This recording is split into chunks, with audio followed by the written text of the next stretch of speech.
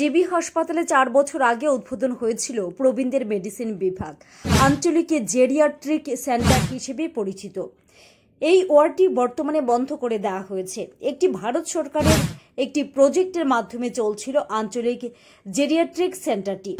এই সেন্টারটি 14 অক্টোবর 2020 সালের নতুন পরিসরে চালু হয়েছিল মুখ্যমন্ত্রীর হাত ধরে Agartala government medical college GB হাসপাতালে। এই ওয়ার্ডটি বন্ধ হওয়ার কারণে 29 জন স্বাস্থ্যকর্মীর চাকরি গেল। স্বাস্থ্যকর্মীরা এখন করজোড়ে মুখ্যমন্ত্রীর কাছে প্রার্থনা করলেন তারা যাতে চাকরিটি আবার ফিরে পায় এবং বর্তমানে সরকার যাতে এই ওয়ার্ডটা আবার চালু করেন। Bureau report, news 365 day Tripura. 2020-এ এখানে কন্ট্রাকচুয়াল হিসেবে বয়স্ক লোকেদের জন্য একটা ওয়ার্ড করা হয়েছিল। ওই ওয়ার্ডের মধ্যে আমরা কাজ করছিলাম কন্ট্রাকচুয়াল বেসিসে। তো আমরা প্রত্যেক 11 মাস পরে পরে আমাদের কন্ট্রাক্ট রিনিউ হতো। তো এখন লাস্ট 31 তারিখ পরের থেকে আর কন্ট্রাক্ট দিল্লি থেকে এখনও আসেনি। 2024-এর মার্চে এখনও আসেনি। এই কারণে আমাদের এখানে একটা সুন্দর ওয়ার্ড করা হয়েছিল বয়স্ক লোকেদের জন্য। ডক্টর মানিক সাহানি যে উদ্বোধন করে দিয়েছিলেন আমাদের মুখ্যমন্ত্রী, কিন্তু এখন এটাকে তালা দেওয়া হয়েছে এবং আমাদেরকে বলা হয়েছে এখানে আর যাতে না আসা হয়, কারণ এখন আমাদের এখনও কাগজ আসেনি। কিন্তু আমরা কেউ বুঝতে পারছি না কেন, কী কারণে আমাদেরকে এখন থেকে বের করে দেওয়া হলো।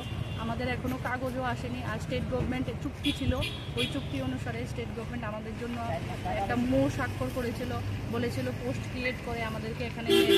পোস্টও ক্রিয়েট হয়েছে।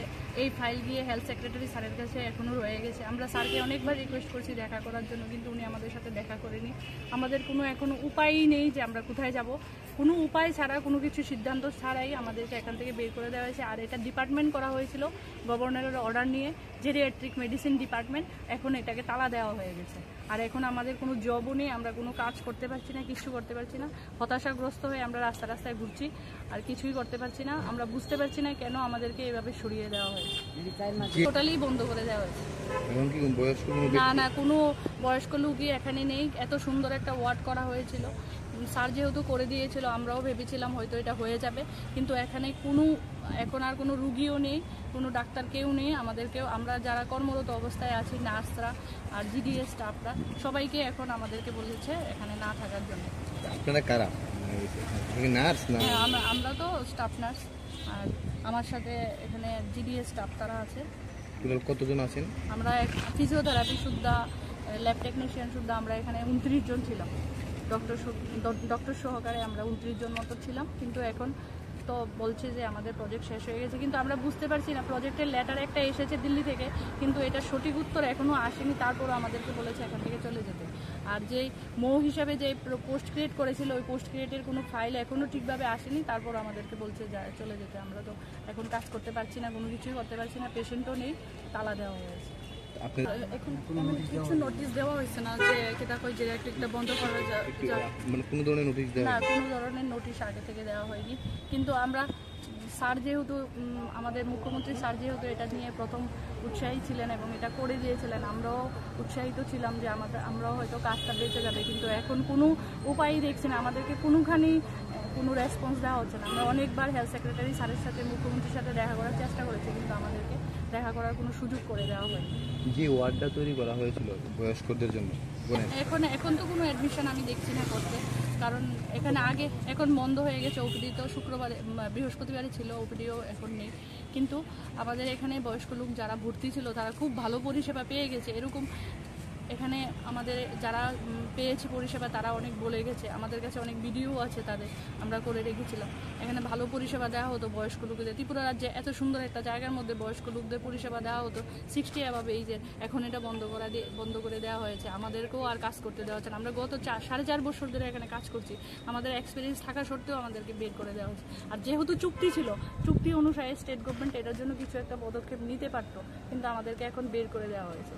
আর নেওয়া হয়েছে যে পদক্ষেপ, সেটাও করা হয়নি, সেটাও সঠিকভাবে করা হয়নি। যেহেতু এখন আমাদের কাছে দিল্লির কোনো কাগজও নেই, আর স্টেট গভর্নমেন্ট আমাদের জন্য কিছু করেনি, সেই কারণে আমরা এখন কিছুই করতে পারছি না। এখন আপনারা কি চান? স্টেট গভর্নমেন্ট আমাদের জন্য কিছু করুক। আমরা এতদিন ধরে বয়স্ক লোকেদের পরিষেবা দিয়ে এসেছি ত্রিপুরাতে এত সুন্দর একটা জিবিতে করা হয়েছে, এত সুন্দর একটা ওয়ার্ড। স্যারের মুখ্যমন্ত্রী স্যারের নিয়ে পারমিশন নিয়েই করা হয়েছে। আমরা চাইবো এটা চলুক, আমাদেরকে নেওয়া হোক। আর আমাদেরকে তো শুধু শুধু নেওয়া হওয়ার জন্য আমরা বলছি না, কারণ এখানে তো ওরা চুক্তিও স্বাক্ষর করেছে। আর আমরা যে অ্যাপয়েন্টমেন্ট লেটার নিয়ে ঢুকেছি ওই বিষয়টা জেনেই আমরা ঢুকেছি যে একদিন না একদিন কন্ট্রাকচুয়াল থেকে আমাদেরকে নেওয়া হবে। আর এখানে তো আমরা চাইবো যে ওয়ার্ডটা থাকুক, ত্রিপুরা রাজ্যে বয়স্ক লোকদের পরিষেবা পাক এবং সুবিধা হোক। আর ডিপার্টমেন্ট যেহেতু খুলেছে, ডিপার্টমেন্ট থাকুক, আমরা তো এটা চাইবো। ডিপার্টমেন্ট থাকলে আমরাও থাকতে পারবো, এটা আমরা আশা করবো। আজকে থেকে প্রায় 4.5 বছর আগে আমাদের নোটিফিকেশন একটা জারি করেছিল। আমরা কিন্তু এমনি আমরা ঘর থেকে বের হইনি, সরকারের বেসিসে পত্রিকাতে মোবাইলেতে আমরা পেয়েছি যে নোটিফিকেশন জারি ছিল যে 11 মাসের চুক্তিতে গভর্নমেন্ট আমাদেরকে নিচ্ছে, এটা এই মেডিকেল কলেজের আন্ডারে। তো পরপর 11 মাস আমরা করেছি, করার পরে দেখুন আমরা যখন এই কাজটা করেছি তখন ফার্স্ট আমাদের জিবি হসপিটালে কোভিড সিচুয়েশনটা আমাদের উপর দিয়ে গিয়েছিল। আমি হয়েছি পজিটিভ, আমার বাবা মা আমরা সবাই কিন্তু কোভিড পজিটিভ হয়েছে। কিন্তু আমরা জানি যে 11 মাস পরে আমাদের চাকরিটা থাকবে না, তবু কিন্তু আমরা পরিষেবা দিয়ে এসেছি। আমরা সবাই তখন আমরা মেডিসিনের আন্ডারে ছিলাম। আমরা সব সময় আমরা কোনোদিন ভাবতে পারিনি যে 11 মাস পরে আমাদের এমনভাবে দাঁড়িয়ে থাকতে হবে রাস্তা বা আপনাদের সাথে এমনভাবে কথা বলতে হবে, আমরা কোনোদিন ভাবিনি। তারপরে 3-4 বছর পরে আসলো ডেঙ্গু। এই যে ডেঙ্গুটা সবটাই আমাদের ডিপার্টমেন্টের আন্ডারে গিয়েছে। জিবিতে ছিল, জিবিতে আরও মেডিসিনের স্টাফও ছিল, কিন্তু কোনো কাজ করেনি বা তাদেরকে আমরা করতেও দিইনি। সেই ডেঙ্গুটা সবটা সিচুয়েশন আমরা group D staff, nurse, physiotherapy যা যা করণীয় আমরা করেছি। কিন্তু এখনও দেখা গেল প্রায় 4.5 বছরে দৌড় গোড়া এসে আমাদের একটা শ্বেতপত্র ধরিয়ে দিল বা নোটিফিকেশন জারিও করেছে না যে আমরা কী করবো বা কী করতে। আমরা হুন্দি রাস্তা এখন ঘুরছি। আমাদের এই যে 11 মাসের চুক্তির যে স্বাক্ষর করে যে আমরা ঢুকেছিলাম, যে চাকরি করেছিলাম, কিন্তু আমাদের তো ফ্যামিলি আছে না, সেটা তো গভর্নমেন্টের বিষয়, এরা তো ভাবতে হবে। সবাই তো মানুষ, আমরা তো খুব আশা ভরসা নিয়ে আমরা ফ্যামিলিকে বলেছি আমরা কিছু না কিছু ডাল ভাত বা সামান্য একটা টাকা পাই, তারপর ফ্যামিলিটা আমরা চলি। সেটার মধ্যে আমরা বিয়ে থা করেছি, বাচ্চা কাচ্চা হয়েছে, সেটা স্বপ্ন দেখেছি, বড় বড় স্বপ্ন হয়েছিল। কিন্তু এখন থেকে আমরা 3-4 মাস যাবৎ আমরা মাইনেও পাচ্ছি না। দেখুন 1 তারিখ মাইনা না পালে দুনিয়া সবাই জর্জরিত হয় যে স্বাস্থ্যতা টাকা পায় না, কিন্তু তার পরিপ্রেক্ষিতে আমরা জানি টাকা পাবো না পাবো।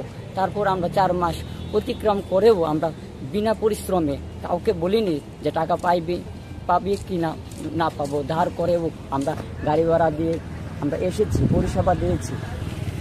আমাদের যে মুখ্যমন্ত্রী স্যার, আমরা জানি উনার দৌলতেই এখানে একটা হয়েছে, ওয়ার্ডটা হয়েছে। আমরা জানি উনিও আমাদেরকে একদম পূর্ণ বিশ্বাস আমাদেরকে সাহায্য করবে।